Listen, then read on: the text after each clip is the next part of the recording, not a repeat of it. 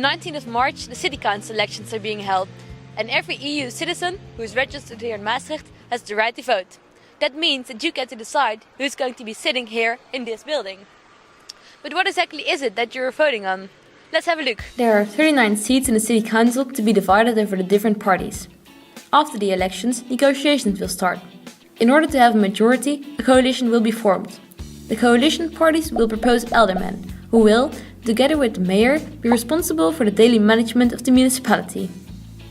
Okay, but let's return to the actual elections. Currently, the three biggest parties have 7, 6 and 5 seats. However, Maastricht is home to about 20,000 students, who together could decide for 16 seats. Unfortunately, during the last elections, only few students casted their vote. But this time, we should make a change, because the students of Maastricht can really make a big difference.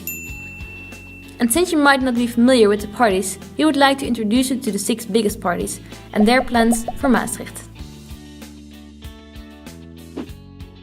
Maastricht has a rich culture, but is there also enough diversity? We asked the political parties about their intended policies, and also some students about their opinions on culture. I, for example, would like to see maybe more cultural events on the Vrijthof, or maybe a festival more into the music streams of younger people. A little bit more like a broadening of the center, because the center is fairly small right now. So you have one place to go, and there's not really much being done with, I think, week. It's more everything is located here and not really there. The city is a beautiful city with many other beautiful spaces, so we have to use them more and not only focus on the Vrijthof. The possibilities at the other spaces are more and more than on the Vrijthof. And we also want to make a big shift in the cultural policy, a big shift from high culture and highly subsidized culture to more pop culture and amateur arts. I think it's very great that we stand in this area, in the Belvedere area, where a lot of new things can happen that are not that chic and schoon like Maastricht is used to. For example, activities in the Timmerfabriek with the muziekgieterij or the mandrill, the other cultural free zones. I want to give them space over here, but also, for example, the building over there, the Eiffel building, the Sphinx Factory. I think we can give space there to creative functions in another way that Maastricht is not used to. We could look in all kind of scattered cultural events that we have, and could they be how you say it, condensed a little? Could we make choices there where we do want to keep the diversity in place, but on the other hand perhaps reduce? I'm yelling timber, you better move, you better dance, let's make a night, you won't remember, I'll be the one. Maastricht's nightlife, something that could perhaps also use a bit more diversity. Let's see what the students think about this and how the political parties intend to uphold the students' their interests. I think everybody agrees that the clubs are not that good, so maybe like a good, nice club. I think they should definitely improve in the nightlife. The bars here are nice, but you don't have a lot of options. I guess that's bothering a lot of people. And the schedule should be like more late closing. For example, all of the clubs close at 2 o'clock. Or something like that, you know that. It's of course very frustrating that you end up at Allah pretty much each night you go out.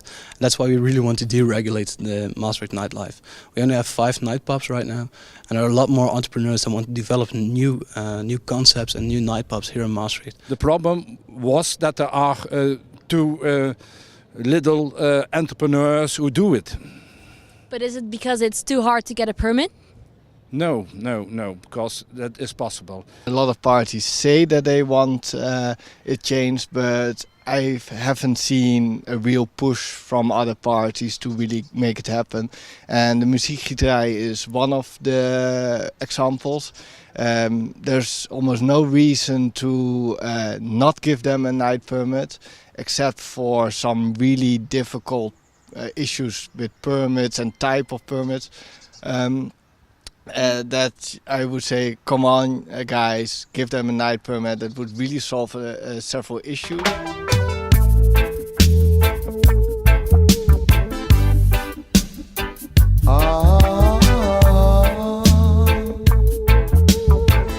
The VVD SPD, CDA and Senior Party feel that drug tourism increases criminality in Maastricht and are therefore in favour of the weed pass. They would also like to move the coffee shop to the outside of the city. The Green Party, the Labour Party and D66 on the other hand would rather regulate the sale of soft drugs and abolish the weed pass. Millions of drugs users came to Maastricht, and it's good to legalize it, but then you have to do it on the European scale and not on the scale of the Netherlands. We had so much criminality, overlust, that we had to do something. We want the coffee shops open for everyone again, above 18 of course. And we want that the coffee shops are partly moved to the outsides of the city. Foreigners are very important for our city, and it doesn't matter when you go to do shopping a day or get your weed. That's not the issue. Important is that everyone can be safe on the street. People from outside the Netherlands, they come anyway to get drugs, but they can't get it anymore in the legal sector, in the coffee shops. Now they have to buy it at the drug dealers on the streets.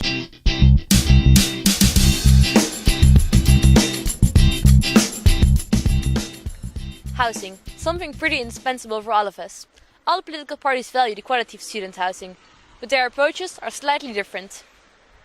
Most of the student housing is from private owners, so we want a quality mark for student housing, and so that they know it's of a good quality and a fair price. I have never heard that the quality is very, very bad in Maastricht. Price and quality are reasonable in Maastricht, so it isn't really an issue as far as I know.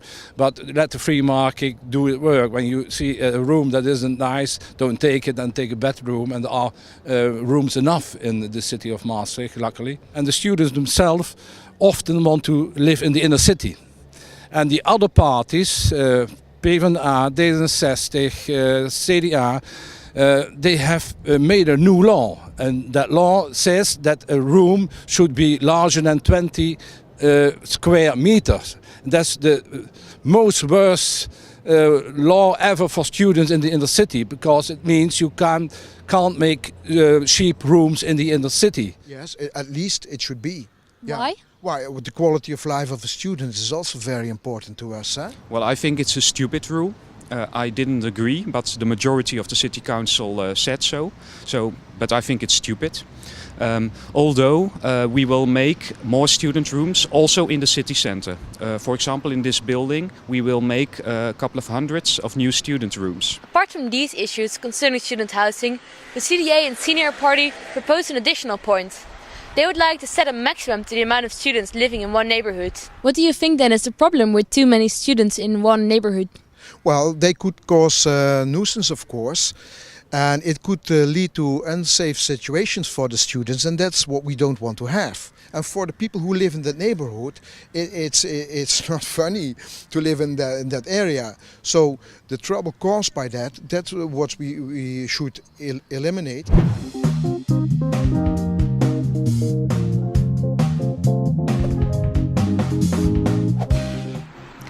Important to note is that there are not 6 but 12 parties in the running for the elections. Unfortunately, we could not interview all 12 of them, but you should definitely check out their programs as well. And in case your head is spinning with information right now, have a look at the overview we made of the points we just discussed. Hopefully you now have an idea which parties you would like to see elected in the city council, or perhaps which parties you would not like to see elected. In any case, we hope to have given you a good reason to go and cast your vote.